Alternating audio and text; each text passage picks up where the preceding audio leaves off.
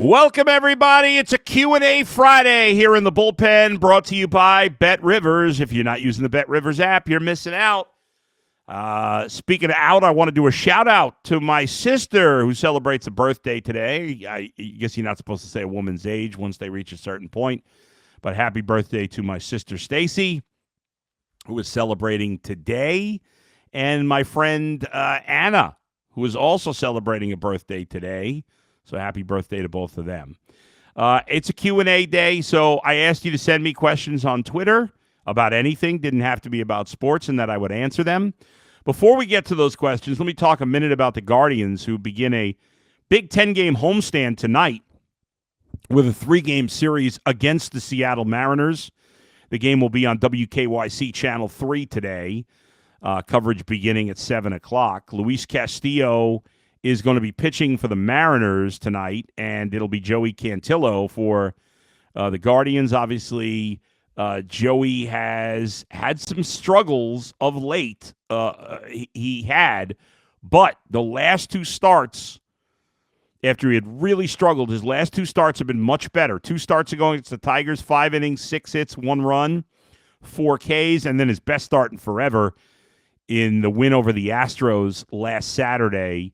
8 innings, 4 hits, 1 run, 1 walk, 9 Ks. So after he had walked a ton of guys, last 2 starts, 13 Ks and 1 walk, he seems to be getting back on track. Only 11 base runners and 2 runs in his last 13 innings. Now, it's against teams that are a little offensively challenged at the moment, but still.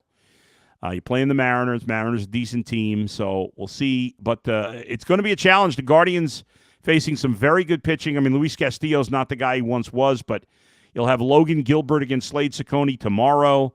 You'll have Wayne Kirby against Gavin Williams on Sunday. And then at the start of the Rangers series, you face DeGrom. DeGrom against Messick will be a great pitching matchup. Mackenzie Gore and Bybee should be a good one, too. And then Evaldi. And then things lighten up a little bit with the White Sox in terms of pitching, although the White Sox are playing decent baseball. Excited to see Cooper Ingle make his major league debut, hopefully tonight. He is getting called up, confirmed by Zach Meisel, and looking forward. I've been calling for him to be called up for a couple of weeks. I'm glad it's finally happening, and I assume he'll be in the starting lineup tonight, especially with a right-handed pitcher. I think he's a lefty, so in fact they're facing. I don't think they face a lefty for. I believe Mackenzie Gore is a lefty. That'll be the yeah. So the next 4 games, they're facing right-handed pitchers. So I think we'll see him. I would assume he'll start at least 3 of the next 4 games. I start him all 4. All right, speaking of the Guardians, amongst the Q&A questions that have been sent my way, some of them are about the Guardians, and I'll get to that. But let's start with this. This was from Z, who said, "Why don't you crave fried, unhealthy foods anymore? How do you acquire the mindset shift without having the surgery?" Listen, I had the surgery. I think I don't even know that I have fully done a mindset shift. It is, if you are fat, if you have a eating addiction, which I do, it is hard. It is probably the worst addiction because you don't have to gamble. You don't have to drink. You don't have to smoke. You don't have to do drugs. I'm not saying that those addictions are all incredibly hard. But the challenge of being an addicted eater, first of all, people don't take it seriously like the other ones. And you can't go cold turkey eating like you can with the others. Again, not saying it's easy to do. They're extremely hard to do on all of them. But you can live, in theory, without those things. You can't without food. So there's no magical cure. And I wouldn't say that I'm completely uncraving fried and unhealthy foods. I know now that they will make me sick. That is stopping me. But now that I'm a little past 3 months after surgery, it has become in the last couple of weeks more of a challenge. I'm still losing weight, but I'm hungry. I get more hungry now than I was for the first 2 months and change. Still nowhere like pre-surgery, but I do still get hungry. From NCNE Atro Bro. I'm sorry. I can't. I think that's what it says. Adam Bull, remind me where you said you went on vacation earlier this year and had a miserable time. I went to St. Martin in November of last year. We had a terrible time. Now, I'm not going to condemn a whole country. I'm sure a lot of people have had great experiences there. Just a lot of things went wrong for us on this trip. We stayed at an Airbnb, which was probably a mistake. We should have stayed at a resort. Just everything about the trip was awful. I would never go again. I'm not telling you do whatever you want to do. Like I said, most people have probably had good experiences there. Ours was terrible. What are some trips you like or want to go to in the future? Besides Canada and my terrible trip to St. Martin, I have never left the country. So I think in the spring, I'm going to go to Europe for the first time. My mother passing away recently has made me even more thoughtful about, like, don't wait till it's too late to start doing some things in your life you've never done, like travel more out of the country. So I think we're going to make a European trip. Some of the countries, we were just talking about this last night. Some of the countries we're thinking about going to, considering, are England, Italy, Spain, Germany. Those are probably one of those four countries in the spring. And I think we're going to go out to the Southwest in the winter. We usually go to Florida in the winter, and I've gone to California a couple of times, but thinking about going to Arizona, which I've been, but my family hasn't. Maybe New Mexico, or I don't know. But we're going to go somewhere in the winter. Those are some places I'm looking forward to.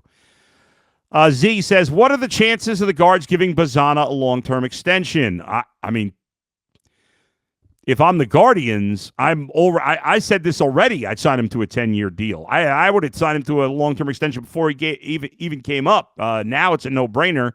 I don't know what his thoughts are on it, but it's 100% that they should seriously be considering a long-term extension with both him and Chase DeLauder. Even with his injury history, I'd be all in on both of them. In relation to Cooper Ingle being called up, E-Dub says, I'm assuming a platoon at first and less time for Fry, or maybe that's just me hoping.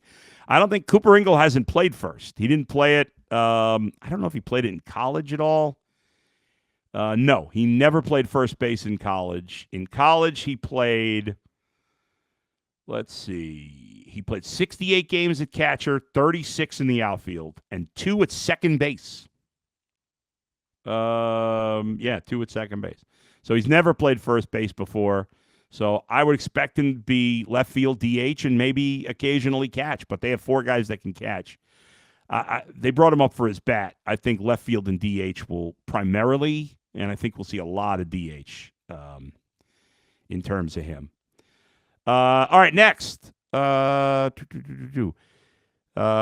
says, how about, in terms of the bullpen, how about Alamon in his Is his 0.38 ERA too high for our bullpen?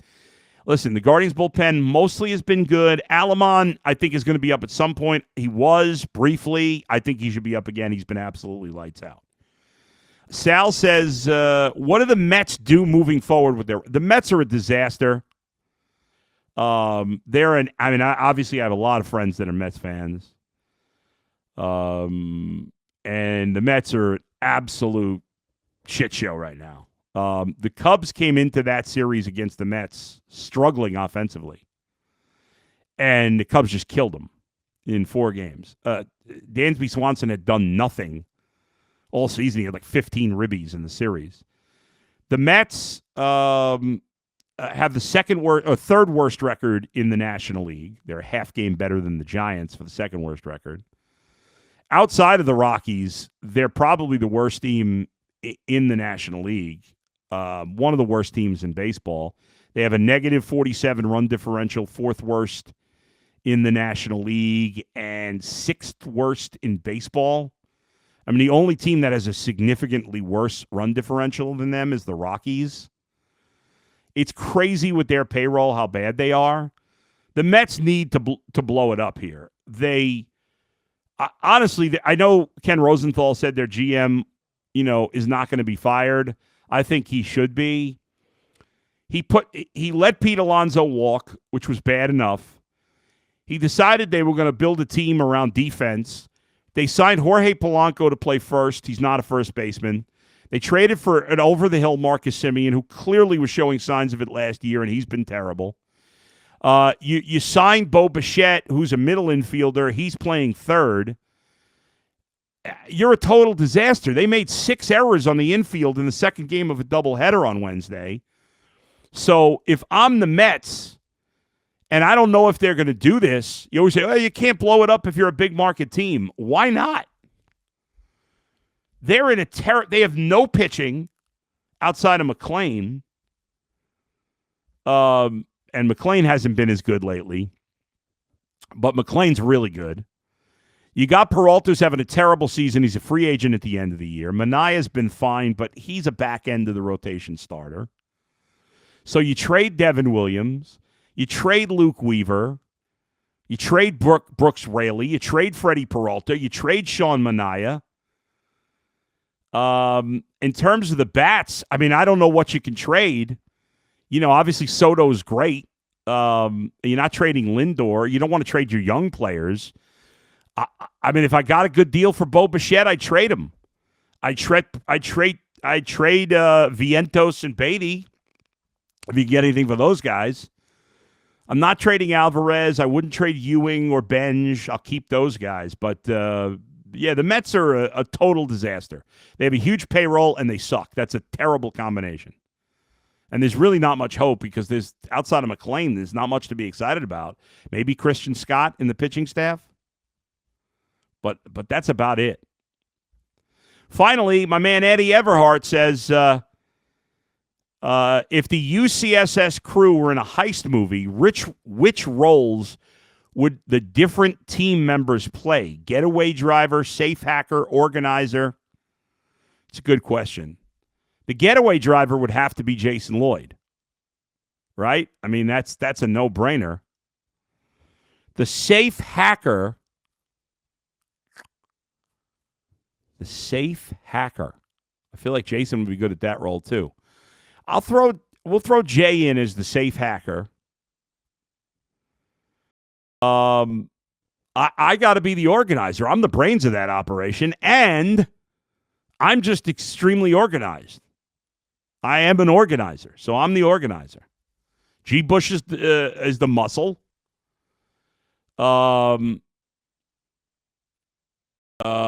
Earl is in charge of security. Dustin is the guy who waits outside at the loading dock to spread the no. Dustin's up on a building. He's got to signal somehow if people are coming. The cops are coming. Mikey McNuggets is cleaning out the safe. He's filling up the bags and cleaning out the safe because he can move quickly. And there you go. I don't know. We got to find jobs for Steve and Anthony and Tyvis, too. We'll figure it out. All right. Thanks, everybody, for your questions today. Great questions. Thanks to Levi and Ernie for producing today. Thanks to all of you for watching and listening. Everybody have a great weekend. I'm going to have Joe Thomas on the podcast next week, and Dustin and I will be live on Tuesday morning at 8:30. Until then, we'll talk to you next time. Where else but right here in the bullpen with Adam the Bull, brought to you by Bet Rivers. See you, everybody.